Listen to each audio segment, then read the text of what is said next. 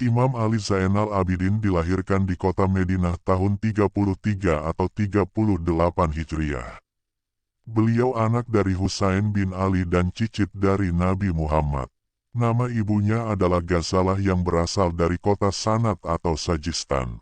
Semasa hidupnya Imam Ali Zainal Abidin dikenal sebagai sosok ahli zuhud dan berilmu. Imam Ali Zainal Abidin adalah pribadi yang alim, ahli ibadah, ahli hadis, dan dijadikannya sebagai rujukan oleh para ulama. Imam Ali Zainal Abidin dikenal dengan gelar Zainal Abidin yang berarti mahkota para ahli ibadah. Beliau sangat terkenal sebagai ahli ibadah yang luar biasa. Kebiasaan beliau dalam sehari semalam ia salat sunnah 1000 rakaat. Hal itu dikerjakan terus-menerus sampai beliau wafat. Oleh karena itulah Imam Ali Zainal Abidin juga dikenal dengan sebutan As-Sajjad atau orang yang suka bersujud. Beliau wafat pada tanggal 18 Muharram tahun 94 Hijriah dan dimakamkan di Baqi yang kala itu berusia 57 atau 58 tahun, tepatnya di Kuba Abbas bersandingan dengan pamannya Al-Hasan bin Ali radhiyallahu anhu. Itulah sekilas tentang Imam Ali Zainal Abidin. Selanjutnya kita masuk pada kata bijak atau nasihat yang pernah diucapkan oleh seorang Imam Ali Zainal Abidin. Kata-katanya sangat penuh dengan makna yang dapat kita terapkan dalam kehidupan sehari-hari. Marilah kita dengarkan bersama-sama.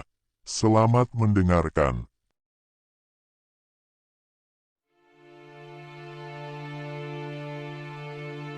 Jauhilah bersahabat dengan pendusta karena dia seperti fata morgana mendekatkan orang yang jauh dari engkau dan menjauhkan orang dekatmu. Jauhilah bersahabat dengan orang fasik karena dia akan menjualmu dengan sesuap nasi atau selainnya. Jauhilah bersahabat dengan orang kikir karena dia akan membiarkanmu ketika engkau membutuhkannya. Jauhilah bersahabat dengan orang dungu tolol karena dia hanya ingin memanfaatkanmu dan mencelakakanmu. Dan jauhilah bersahabat dengan orang yang suka memutuskan silaturahmi, karena aku mendapatinya terlaknat di kitab Allah. Berbuat baiklah kepada setiap orang yang menuntut kebaikan. Jika ia adalah orang yang berhak menerima kebaikanmu, maka engkau telah melakukan hal yang semestinya. Tapi jika ia tidak berhak menerima kebaikanmu, maka engkau sungguh telah berhak mendapatkan kebaikan. Jika seseorang mencacimu dari sebelah kanan dan beralih ke sebelah kiri, lalu meminta maafmu, maka terimalah permintaannya. Sedekah yang tersembunyi akan memadamkan murka Allah.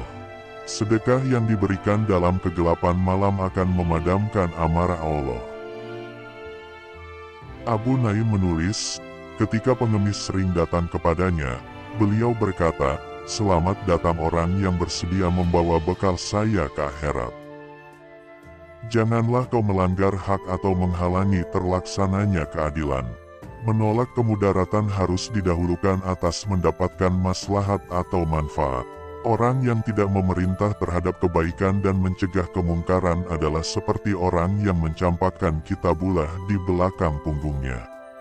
Orang-orang yang menjadi pimpinan para manusia adalah orang-orang yang bermurah hati dan bertakwa, sedangkan di akhirat nanti, yang mulia adalah orang-orang ahli agama, ahli keutamaan dan orang ahli ilmu yang bertakwa, karena sesungguhnya ulama adalah ahli waris para nabi. Ada 4 perkara yang barang siapa memilikinya, niscaya imannya menjadi sempurna, dosa-dosanya diampuni dan ia akan berjumpa dengan Tuhannya dalam keadaan ridho kepadanya, yaitu barang siapa yang mau menepati karena Allah, terhadap apa yang diwajibkan Allah atas dirinya untuk para manusia.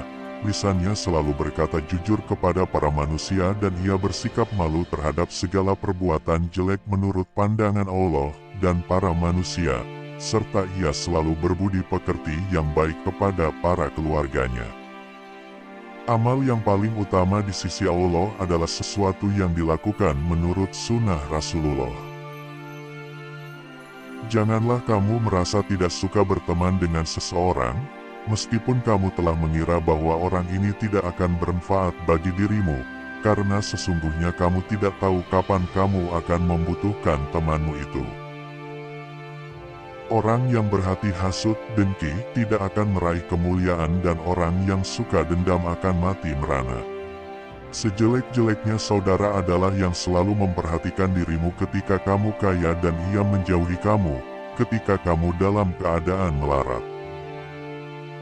Bersikap rela terhadap takdir Allah yang tidak menyenangkan adalah merupakan martabat yang tinggi.